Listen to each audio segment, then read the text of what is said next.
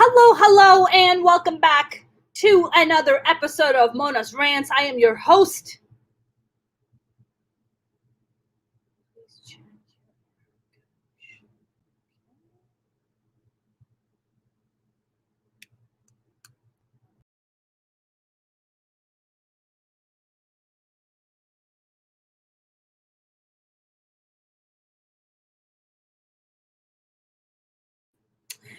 Welcome back to Mona's Rants. I'm your host, Mona Shaikh. I don't know what happened there for a second, but here I am, you guys. Today marks the 1-year anniversary of Mona's Rants, which is at 158th episode, you guys. Yay! I am so happy to be so consistent and persistent at something that I have attempted for so long. So I'm very happy. James here says, wow, 1 year of rants. It was a long year. Congratulations, Mona. Thank you very much. Steve said, happy first century Mona's Rants. I saw you a few weeks back with April Diamond. Oh, hello, Steve. Nice to see you. Thank you for welcome back. You guys, I'm very happy to be doing these. I have been pretty drastically cutting back on Mona's Rants, mainly because I've been focusing on a lot of bigger projects that you guys are going to learn about in due time. But today I want to do, in celebration of the 1 year Mona's Rants, I wanted to do a kind of a hero story, which I feel like we all have been heroes in our lives at one point or another. But I feel like I think people like James and other avid listeners and fans who've been following my story since the beginning of Mona's Rants, I've revealed a great deal of my life. I know that as a stand-up comic, I have this side of me that I'll crack jokes and I'll be this funny person. But they say that a lot of great comics come from a lot of pain. Now, I'm not claiming that I'm a great comic, but I can assure you that I do have, and I come from a lot of pain and suffering. I've discussed about growing up with a lot of physical abuse in Pakistan from my parents. I've talked about a great deal of abuse from my own 4 older brothers. And I think that's one of the stories that I want to tell, not because I want to bring you guys down and be depressed, but I want to tell that story because I feel like it empowers a lot of people. I think a lot of people sometimes get stuck in their, in their thoughts, in their problems, in whatever their conflicts are. And I feel like we always have a choice. We always have an option. Even when we think we don't, we do. We do have an option. And one of my stories for that is that when I had just barely turned 18, I lived with my 4 older brothers in Jersey City, and I wanted to become a performer. Now, someone who comes from my background as a Pakistani Muslim woman, being an actress or being a performer is not a thing. That's not something you walk up to your family and say, hey, I'm gonna do this, right? They're like, no, you're gonna go to college. We're gonna pick a guy for you. You're gonna get married and have multiple children. Like, that's your life. But I never saw myself as that. I saw myself as someone doing amazing things, someone who was traveling and performing, and I wanted to make something of my life. But my family had other plans for me. And they made sure that they made that very clear to me. And one of those instances was, like I mentioned, I live with my 4 older brothers. And I remember coming out of my artist closet to my brothers one night. I sat them down and I said, hey, listen, I know you guys want me to go to college and become a physical therapist, which I don't know why the hell you're obsessed with it. If you had bad backs, just pay through your insurance and get your backs fixed, okay? Don't force me to go become physical therapist because you can get your backs fixed for free, okay? And I said, I don't want to be a physical therapist. I want to be a performer. And my brothers gave me an ultimatum that night. They said either I was to go to college and become a physical therapist, or they were going to send me back to Pakistan, and my parents were going to marry me off to some strange guy. Those were my options. But in my head, as this freshly turned 18-year-old, my thoughts were very different. I was like, well, no, I'm 18. I am in the land of freedom. Like, what is the point of coming to the land of freedom where I am going to be subjected to same kind of bullshit, forceful marriages or forceful life? Like, what is the point of being here? I did, and I just kind of made this determination in my head that I was going to get the hell out of there. And I kind of need it. Sometimes we kind of need that push. Sometimes the universe comes in and says, I'm going to give you that hard push that you need to go and do the things that you want. Because I think a lot of times we're waiting for permission. We're waiting for permissions from family members. We're waiting for permission from our spouses, from our coworkers, our bosses, whoever. But I believe that the power of permission only sits with us. It lies with us. We are the only ones who have the power to give ourselves permission to do whatever the hell we want. God knows serial killers know very well about permission because they give themselves permissions all the time to go out there and murder people. But however, what normal, healthy people suffer and struggle with is giving themselves permission. And I think even at a very young age, I was willing to give myself permission. At the age of 18, I was willing to. But one night, I had secretly gotten a job because my brothers did not want me to get a job and become independent and move out and live my life. And I remember I had secretly gotten a job in New York City, and I, was returning from my job. I was apparently put on this, this curfew. My family put me on curfew that I had to be home at 8. But that night, I was coming home from work, and I got home at 9. Now, the buses weren't running, so I called my brothers up, and I said, hey, can you guys come pick me up from the bus station? And one of my brothers said, he said, we'll be there. And I'm like, we'll be there? That's weird. It's usually just one of you guys who come pick me up. So my brothers come to pick me up, 3 of them. One is driving. The front passenger seat is empty. And my 2 brothers are sitting in the back. And the moment I get in the car, they lock the door. And my brother in the driver's side starts punching the side of my head as my head is banging against the mirror, the window. And my brothers in the back grab hold of my neck and start choking me while the other brother is still punching the side of my head and the side of my neck. And they're punching me and they're choking me to a point where I'm passing out. And I can't even breathe, and I can't even ask for help. Finally, they see me like passing out, and they let go. They let go of my neck.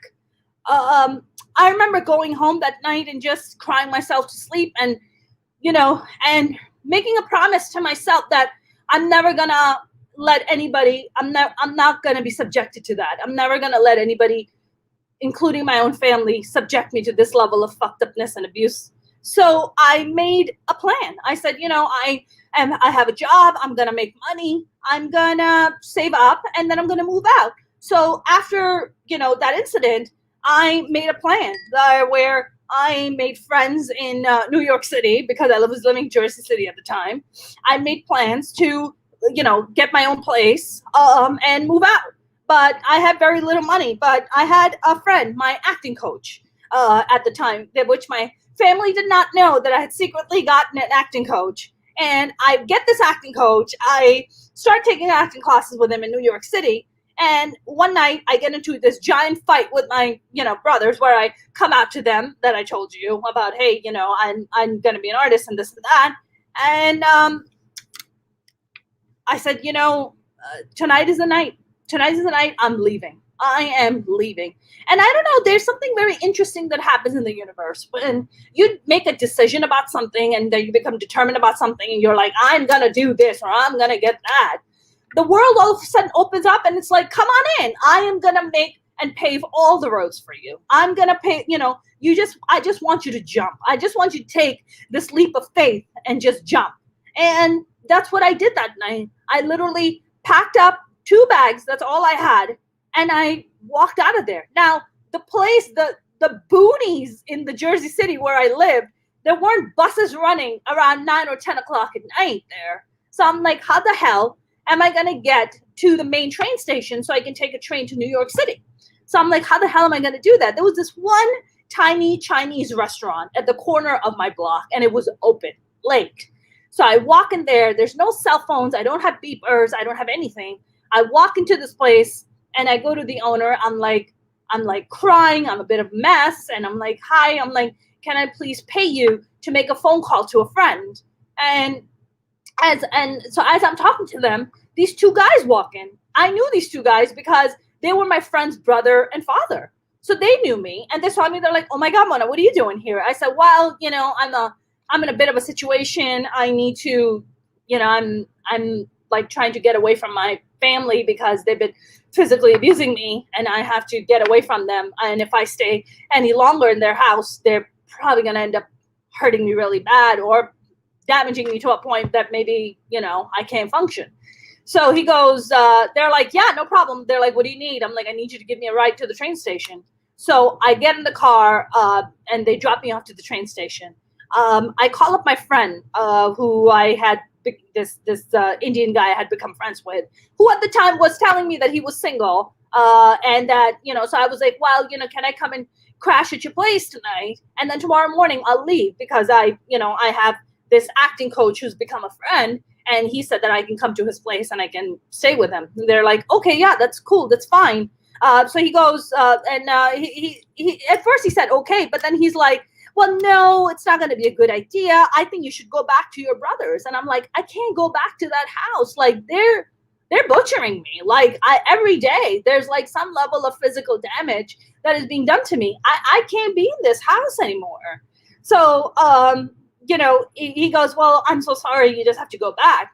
So I remember like tucking my tail between my legs and walking in and asking my brother to open up the door. And I was just so, it's interesting how the victims end up with all the shame, and the culprits walk around with their chest up and their head up, like, like they're cool and they're awesome. Well, they should be the ones who should be full of shame, not the victim. And I remember walking to that house, locking the door, and set an alarm for myself at 6 a.m. because I knew the buses started running at 6 a.m. I'm like, come 6 a.m., I'm going to get up and I'm going to walk out of that door, and I'm never going to come back to this fucking house. I'm never coming back here. I'm never coming back to this fucked up abusive place where I'm treated like garbage. I'm not doing that. And I remember waking up at 6 a.m., taking a deep breath, finding the courage to be like, if I get stopped or get into a fight, I'm going to fight my way out of this fucking place. And I remember just waking up. I'm like barely 18 years old. And also, I had only been in America for 3 years because I had moved to America at 15 from Pakistan. So I was only 18 at the time. And I remember being like, if my brothers get in my way and try to beat me or try to hurt me again, I'm just going to start screaming and I'm just going to fucking fight my way out of this. So I remember getting up 6 a.m. and just picking up my stuff and just walking out the front door, and they were all asleep and they didn't even know that I had left. And I got on the subway, I got on the bus, got to the train station, and left for New York City to start my new life. So I think a lot of people, and I would say especially a lot of women who come from my culture, or women who come from abusive homes or live in an abusive home, because God knows during the pandemic, domestic violence has been through the roof. And for someone like myself, who's who's suffered a great deal of domestic violence, for someone like me, like we think, for the longest time, we think that this is normal. Like you just have to live in this environment and survive in this environment. But the truth is that you don't. The truth is that there is a hero in every single one of us. And all you have to do is go and access that hero. That's what you got to do. And honestly, looking back on it, if you ask me to do that shit today, I'll be like, I can't do it. I'm exhausted. I need a break. I need to lie down. But I think when you're young, I think I just had this fire in my belly, this real passion for my life, to fight for what I believed in and to fight for everything I had. And that's what I did. And it's the single best decision I ever made in my life, to walk out of that house and to gain my freedom and to seek my independence and to claim my existence. Because I think for the longest time, I have felt that I never really belonged anywhere. I never felt heard or I never felt seen. Recently I was watching an amazing documentary called Cracked Up about Daryl Hammond, which I highly recommend you guys watch. And there's a therapist that he has on there. And they asked the therapist, like, how do you describe trauma? And he said, trauma, a lot of people would describe as, beating or punching or verbal abuse, psychological abuse. But he's like, trauma really is not being seen or heard. And I would say that has been my entire existence until I made the choice to walk out of that house and take control of my life. So I am very proud of that. And this is my message to you guys and to anyone who's suffering or struggling. You always have an option. Staying in abuse and fucked up situations is not an option. It is not a choice, and nor should you stay that way. Find the courage, move the fuck out. You deserve better. Um, this might be my shortest Mona's Rants ever, but I wanted to come and share my hero story because I feel like maybe someday it might help someone. But you guys, thank you for watching. I will be back on Thursday with two, not one, but two Minority Reports podcasts. One at noon and one at 6:15. You guys, thank you very much for listening. Have a good evening, and I will see you soon. If you have not subscribed to my YouTube channel, you can. You can go to youtube.com/Mona Shaikh Comedian. You can also follow me on TikTok and Facebook of the same name. And you can follow me on Instagram and Twitter at Mona's Comedy. Guys, have a good evening. Thank you very much for tuning in.